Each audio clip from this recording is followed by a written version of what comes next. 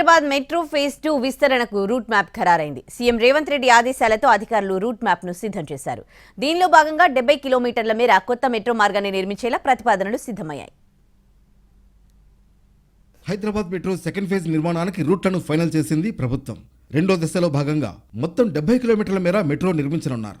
Corridor 2లో భాగంగా MGBS నుంచి ఫలక్నుమా వరకు 5.5 కిలోమీటర్లు, ఫలక్నుమా నుంచి చాంద్రాయణగుట్ట క్రాస్ రోడ్ వరకు 1.5 కిలోమీటర్ల మేర మెట్రో నిర్మించనున్నారు. అలాగే నాగోల్ మెట్రో స్టేషన్ నుంచి ఎల్బీ నగర్ మెట్రోను కనెక్ట్ చేయనున్నారు. దీన్ని చాంద్రాయణగుట్ట క్రాస్ రోడ్స్ మీదుగా మైలార్దేవిపల్లి నుంచి శంషాబాద్ ఎయిర్పోర్ట్ వరకు నిర్మిస్తారు.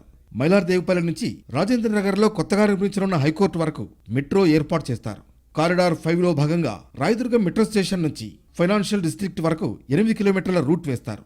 కారిడార్ 6లో మియాపూర్ నుంచి బిహెచ్ఎల్ మీదుగా పటాన్చేరు వరకు మెట్రో నిర్మిస్తారు.